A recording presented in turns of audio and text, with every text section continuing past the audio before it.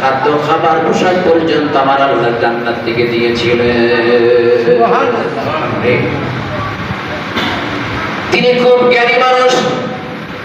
বললেন হুসাইন, হ্যাঁ হুসাইন, আমি খুব ব্যস্ততার মধ্যে আছি কিন্তু রেজাল্ট দিতে পারছি না। তোমার আব্বা আসলে আব্বার কাছে যাবে। তোমার আব্বাকে বলা হয়েছে সিংহ আসাদুল্লাহ কি এলেবের সাগর, এলেবের দরজা। সুতরাং ঠিক মার কথা শুনলেন। আমাদের সন্তানেরা মা যখন একটা কথা বলে শোনে না, শোনে কিনা? হ্যাঁ, শুনতে চায় না মা, কিন্তু চুপ। কিছুক্ষণ পরে আলী চলে আসলেন, দৌড়ে গিয়ে সালাম দিলেন। দোনো ভাই চেপে ধরলেন, কয় হাসাইন, হ্যাঁ হুসাইন, এত মহাব্বত করে কেন ধরছ? কয় আব্বা, কোরআনে কারিমের সূরা ফাতিহা লিখেছি। আম্মুকে বলেছিলাম আম্মু কাল লেগে মা বলে নাই সাংসারিক কাজে ব্যস্ত। সুতরাং বলেছেন তোমার আব্বা নিয়ে আসলে আলীর কাছে দিবা। সুতরাং আপনি এসেছেন, আমাদের হাতের লেখাটা কেমন একটুখানি বলেন। আলী চিন্তা করলেন, লেখা তো দুইটাই তো চমৎকার, কিন্তু আমি কাকে ফার্স্ট বানাই আর কাকে সেকেন্ড বানাই এটা তো আমার পক্ষে সম্ভব না। চিন্তা করলেন যিনি ফার্স্ট সেকেন্ড বানাবেন তিনি হলেন মদিনাওয়ালা, এবং মদিনাওয়ালা যদি না পড়ে মহান আল্লাহ তাআলাই পারে। সুবহানাল্লাহ, মহান আল্লাহ ভালো পারে। আলী তো জ্ঞানী মানুষ, চিন্তা করলেন যে তাই তো ফাতিমা তো রেজাল্ট দিতে পারতো, কোনটা ভালো, তিনি না দিয়ে আমার মধ্যে কেন দিলেন? তিনি হঠাৎ করে চিন্তা করলেন যে আমি এটা আমার কোটে, আমি এটাকে কি করবো না, পাঠ করবো না, রেজাল্ট দেবো না, আমি পাঠাই সরকারি কায়নাত রহমতুল্লিল আলামিন। আমি ঠিক পাচ্ছি না, আমি মাত্র বাসায় আসার পরে আমার মাথায় কাম করতেছে না কোনটা ভালো কোনটা মন্দ। তুমি চলে যাও তোমার নানা নবী জনাবে মুহাম্মদুর রাসূলুল্লাহ সাল্লাল্লাহু আলাইহি ওয়াসাল্লামের দরবারে যাও, ওই নবী ফয়সালা করে দেবে কার লেখাটা ভালো। জোরে বলো সুবহানাল্লাহ, সুবহানাল্লাহ। আপনাদের কি রাগ হয় না? হাতের লেখা একটু লিখবেন, কি হাতের লেখা আরবি লেখা একটু লিখবেন। যত আপনার কবরের ভিতরে প্রশ্ন হবে আরবিতে, আপনি জান্নাতে যাবেন, জান্নাতের ভাষা হবে আরবি। জোরে বলো সুবহানাল্লাহ। সুতরাং নানার দরবারে গেলেন, কি আদব শিখেছেন, কি ভদ্র, কি সুন্দর আচার আচরণ শিখেছেন। নবীর দরবারে যাচ্ছেন আর বলতেছেন আসসালাতু আসসালামু আলাইকা ইয়া রাসূলুল্লাহ, আসসালাতু ওয়াসসালামু আলাইকা ইয়া হাবিবাল্লাহ। ওগো রাসূল, ওগো নানা, আপনি কেমন আছেন?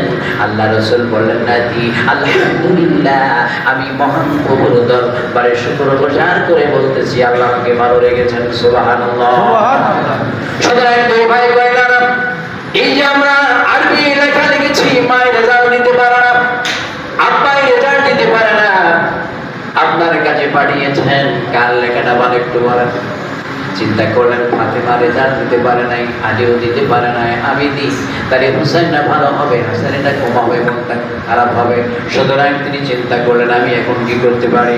আল্লাহ রাসূল আকাশের দিকে তাকাই, মহান আকাশের মালিক, সারা দুনিয়ার মালিক আল্লাহর নবীর অবস্থার ব্যবস্থা করার জন্য তিনি বলেন, জিবরাইল তুমি কি করো, মক্কার জমিনে চলে যাও, জান্নাত থেকে একটা আপেল নিয়ে আসো, ওই আপেলটা নিয়ে গিয়ে আমার বন্ধুকে বলো হাসান এবং হোসেনের দুইটা লেখার খাতা দুই জায়গায় সামনে ফেলে দেওয়া হোক, শার্ট করে দেওয়া হোক।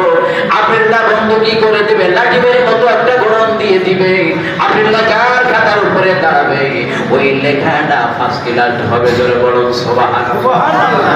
এবার কি হলো, তাই হলো জিবরাইল ইসলাম আল্লাহর নবীর দরবারে এসে সালাম দিলেন, আসসালাতু আসসালামু আলাইকা ইয়া রাসূলুল্লাহ, আসসালাতু ওয়াসসালামু আলাইকা ইয়া হাবিবাল্লাহ। রাসূল গো, আপনি সমস্যায় বলেছেন, আল্লাহ আমাকে পাঠিয়েছেন আপনাকে, সুতরাং আপনি ফয়সালা দিতে পারছেন না, আল্লাহ রাব্বুল আলামিন আমাকে জান্নাত থেকে পাঠিয়েছেন। একটা জান্নাতে আপেল নেশার পরে বিস্তার তাকে তো সবগুলি বলে দিলেন, সেইভাবে আমার রাসূল করলেন। হাসান খাতা পড়লেন, হুসাইন কি করে লেখা খাতা পড়লেন। আল্লাহ রাসূল লাঠিবের মতো করে ঘোরাইয়া দিলেন, লাঠিটার মতো, লাঠিটা যখন ঘোরাই দিলেন, আপেলটা যখন ঘোরাই দিলেন, লাঠিবের মতো ঘুরতে ঘুরতে ঘুরতে ঘুরতে ঘুরতে ঘুরতে একবার হাসানের লেখার উপরে যায়, একবার হুসাইনের লেখার উপরে যায়। হুসাইন মনে করে আমারটার উপরে আপেলটা দাঁড়াবে, আমি ফার্স্ট হয়ে যাবো, আমার আমার লেখাটা ভালো হবে। যখন হুসাইনের খাতার উপরে যায়, হুসাইন তখন মনে করে আমারটা উপরে যখন যাচ্ছে আমি মনে হয় আমার লেখাটা ভালো হয়ে যাবে। এইভাবে যখন দুই খাতার উপরে যায়, দুইজন চিন্তা করে, হঠাৎ করে আমার প্রিয় ভাইয়েরা বাবারা, আপেলের মাঝখান থেকে ঘুরতে ঘুরতে আপেলের মাঝখান থেকে দুইটা খণ্ড হয়ে দুই খাতার উপরে অবস্থান নিয়ে নিতে প্রমাণিত হলো। হাসানের লেখাটাও ভালো, হুসাইনের লেখাটাও ভালো। জোরে বলেন মারহাবা। আল্লাহু আকবার। আলহামদুলিল্লাহ রে, এই আল কোরআন এবং সুন্নাহকে স্টাডি করে হুসাইন হয়েছেন জান্নাতের নৌযুবকদের সরদার। কে? জান্নাতের নৌযুবকদের সরদার। ও হুসাইন দাড়ি কত সালে উঠছিল, কত সালে কাটছিল? আসলে এরকম হুসাইনের মতো যুবক কে? আরে হুসাইনের দাড়ি যেই দিন থেকে উঠছে ওই দিন থেকে দাড়ি রেখেছিলেন। এখনো তিনি কারবালার জমিনে শুয়ে আছেন, সেখানে দাড়ি নিয়ে শুয়ে আছেন। শুয়ে আছেন কিনা? আসলে এগুলি তো রাসূলের সুন্নাহ।